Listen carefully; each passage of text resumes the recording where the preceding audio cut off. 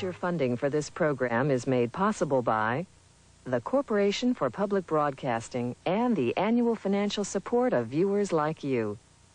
Additional funding is provided by the Health Insurance Plan of Greater New York, the Robert Wood Johnson Jr. Charitable Trust, the Vincent Astor Foundation, Rosalind P. Walter, and the Geraldine R. Dodge Foundation.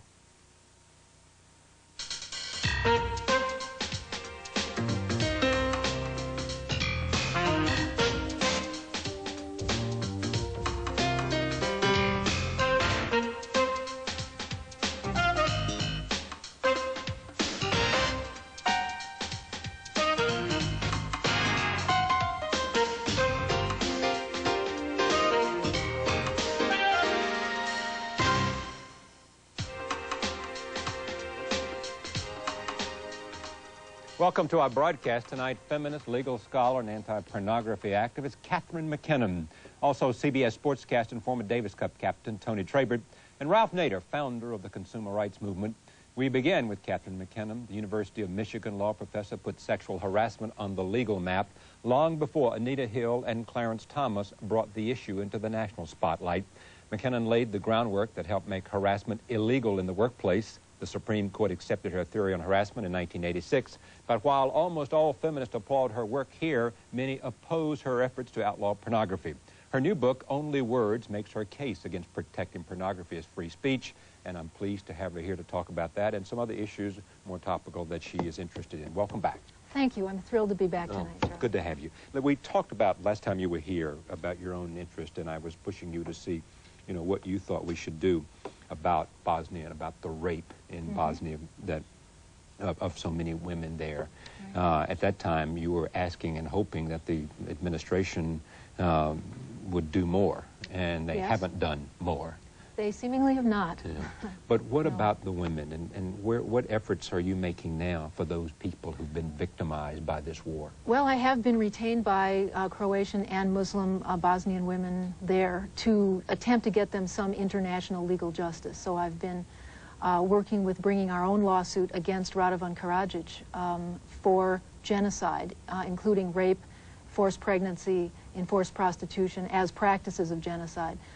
When he was here last, we served him with process, so we have that suit going. This is the leader of the Bosnian Serbs. He's the leader of the Bosnian Serbs, that is, those Serbs who are attempting to overthrow the government. There are Serbs as well as Croats and Muslims who support their own government, the one they elected. But he's the leader of those who are engaging in the genocide directed from Serbia. For those who believe that power comes from the barrel of a gun, do you think this has any chance of ever having, bringing people to justice? Our lawsuit? Yes. Certainly does. The power that we have is the power of justice and the power of truth and the power of being right. And, you know, women who have been mass raped and been subjected to a whole range of genocidal practices, sexual atrocities, tortures of all kinds, mutilations, including being filmed for pornography while they were being violated and so on. You know, we're in court and we're pursuing it. And you know, the fact that he is a very large thug gives him no legitimacy from our point of view. It gives us a legal claim. But does it give you any opportunity to get his corpus? Well, yes, we have at the moment jurisdiction over this man. We served him legally when he was here, and the legal proceedings are now in process. So, you know, yes, it does. Give me some sense of the extent of the violation of women there, and whether it's on both sides, or is it 90% of Bosnian Serbs against the Muslim women? Who are those people who have been victimized? Well, your numbers are about right in terms of the percentages. Of course, always when there is war, women get the worst of it. Women and children get the brunt of it. But this is a war against civilians. I mean, it isn't just a war. What it is primarily a genocide. It is an initiative by the Bosnian Serbs under Radovan Karadzic in collaboration with the Belgrade regime to destroy and take over Bosnia and Herzegovina, and it's war as an instrument of that. And so what we have then is rape as an instrument of the war, war as an instrument of the genocide, and the genocide being for political purposes in order to, as they say, ethnically cleanse the area, meaning that in the end only Serbs will be left there. Because it's a war against the civilian population, it's not the way you usually see war or imagine war. You imagine two competing armies and people advancing and retreating back and forth into their territory. This is simply an onslaught against people. The majority of the civilians die on their doorstep. It isn't defending they're not just dying defending their homes in the usual sense of war, where men go to war and women go to war defending their homeland. They die on their own doorstep. So with a war arranged like that, plus with the rapes being ordered directly as a strategy of this war, for the first time it appears to our knowledge they are being actually ordered to engage in rape, to terrorize the women, to violate the women, to drive them away from their homes, make them never want to go back there, and to shatter and destroy the community and thereby to destroy the people. For those reasons, you have the overwhelming majority of the sexual violations being committed against Bosnian Muslims and Bosnian Croats. Other than some kind of direct American intervention, a direct combination of UN and NATO forces, say, right. Was there any other alternative to stop this? Well, it should have been stopped at the outset. I mean, given that the UN voted that there was going to be an arms embargo, right at the point at which it would have helped Bosnia at all, what we've got now is that Bosnia is being prohibited from defending itself by the UN. And also no one, including any of course, the members of the UN or the UN itself, is defending them. And the rationale that's being offered is it will, lengthen the war. What does that mean? What that means is exterminate everybody, and that will make the war get over sooner.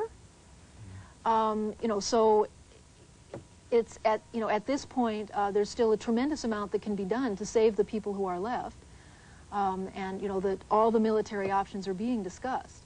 But meantime, the world is sitting by and watching the extermination of people, the extermination and the elimination of a democratic country, a multicultural, multiracial country that's trying to survive, and the extermination and elimination of its women as a primary target in doing that. Let me turn now, as powerful as that subject is, to the interest of yours, which is pornography and the battle you have made against pornography. Only Words is a series of lectures. Yes. Potter Stewart, as you know, coined one of the probably more famous phrases to come out of a Supreme Court decision, which he says, I don't know what pornography is, but I know it when I can't define it, but I know it when I see it. How do you define it?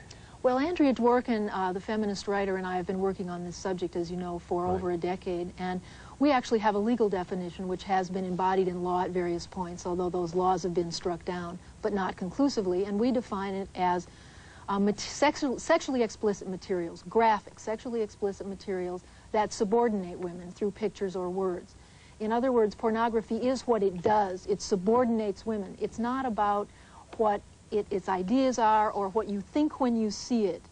And it's not about any kind of trickiness and identification. It's about what the pornography industry makes. Only it makes it, and only it does what it does. Only it promotes rape. Only it requires rape to make it. And how? I'm looking for some sense of understanding of how do you, what makes this pornography and make this not pornography. And is subordination of women the test? Yes. It has to be, first of all, sexually explicit. Right.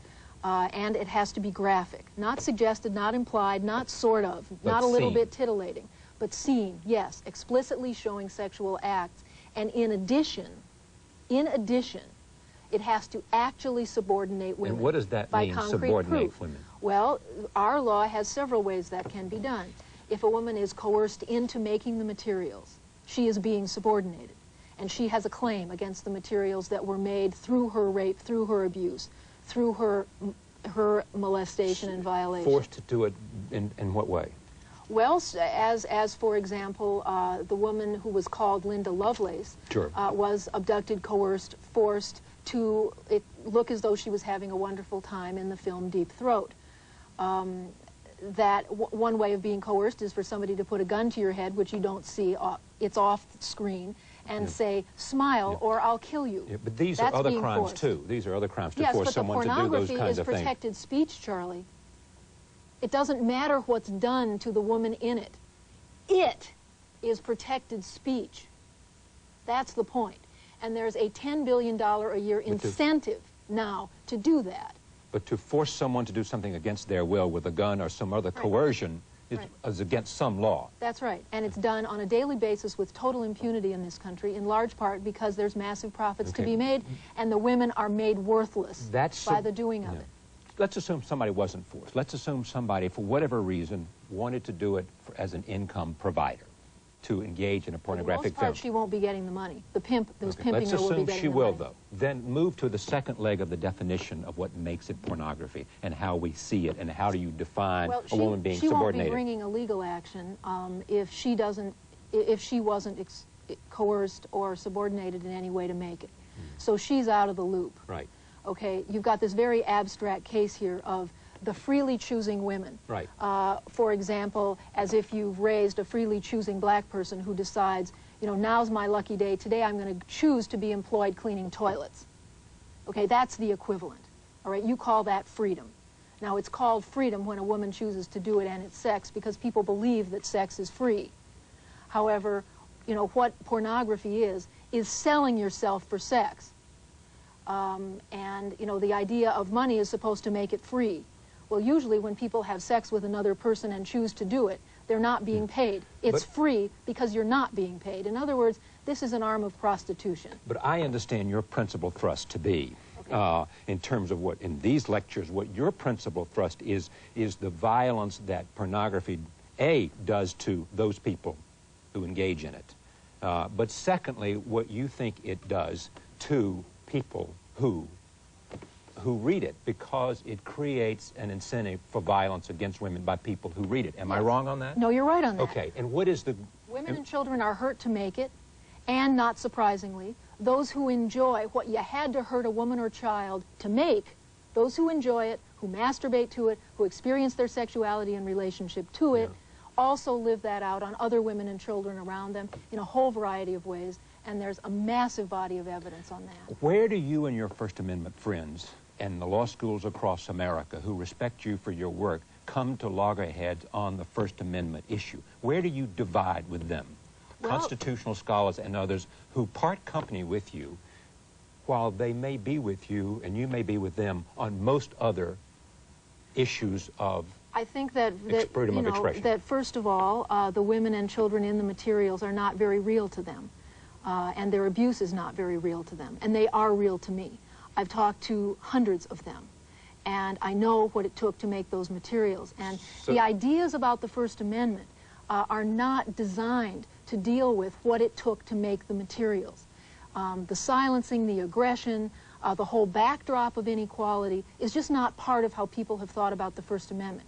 When they think about the First Amendment and freedom of speech, they start with the speech. It already exists. Right, exactly. Right? You know. So the legal jump you want to make is that in this case of pornography, we have to consider what brought those people to being put in a magazine, the unequal on a film. Conditions, all the inequality generally. So hate literature would not have that element for you? It doesn't, generally. That is, you don't generally have to lynch a black person. They don't generally make hate literature about lynching by taking a black person, lynching them, and doing it. They do, however, make pornography of women of color by taking them and lynching them and making it into sex. My impression is that most scholars part company with you in terms of what you, simply because they think that it is censorship to in fact prevent the selling of ideas, to prevent the selling of pornography, and that therefore their sense of the Bill of Rights and their sense of their reading of the Constitution says that as obnoxious as it might be, if it doesn't violate, community standards of obscenity, then it should not be stopped. That is their view, and they are. Why does that offend you? Well, I'm not offended by it, and offensiveness, is not my issue. Why does that? But we are all discriminated against by it. In other words, that particular view, as applied to pornography, creates a setting in which women are maintained as second-class citizens. What it means is that our torture, our violation, our abuse is when those things are done to us, both in the making of it and through its use, that is transformed in this First Amendment fundamentalism by some magical alchemy into, quote, an idea. It's not an idea. It's a reality. It's a practice. It is being done. Everything about it is being done. It's done to make it, and it's done through its use. It's not, quote, just an idea. Of course, all practices embody ideas and express ideas. When you murder someone, you express the idea you want them dead. When you rape someone, you are expressing the idea, what? That you have contempt for that person. That's an idea. No, okay, it expresses an idea, yeah, right? All discrimination expresses an idea of second-class citizenship. No one who stands on the First Amendment would suggest to you that they believe that murder is an expression of an idea that should be protected. That's very interesting, because their theory of the First Amendment doesn't explain why. I mean, for example, sexual and racial harassment. It's mostly words. 85–90% of it is. Right. All it is words. It expresses the idea of inequality. But yet, it is civilly actionable as discrimination on the basis of sex and on the basis of race. Because the words have conduct. The words imply conduct. No, they are understood implicitly as conduct, to the point where the First Amendment advocates have never said, if someone says to a woman, a student, sleep with me and I'll give you an A, right, for example, right, that's First Amendment protected speech. No one says that. No one says that. Right. But why not? There's nothing in their theory of speech that says it shouldn't be. It expresses an idea. Okay, now make a $10 billion a year industry out of that, including saying things like, rape her, get her, she wants it. Some would retreat to this argument that you cannot distinguish in pornography between those that somehow there is an expression of some kind of art or some kind of expression of art. Therefore, and that if you, and for example, you sometimes might very well find yourself in association with Jesse Helms, say. Well, it's interesting that we never have been, since for 10 years not on any people issue have been in saying terms of this what, to us. Yeah. And Jesse Helms has not beat a path to our door, nor has the right generally, or the Christians or fundamentalists or any of them. And if therefore, if he might want to, and the issue for him, for example, and I don't want to speak for him, the issue for him has to do with government funding in many cases. But at the same time, he might find, say, the Robert Mapplethorpe work, much admired in many circles, pornographic to him, and certainly offensive to his standards. Okay. And would want to censor, right. it because he says it violates his own sense of Judeo-Christian standard. Well, sure.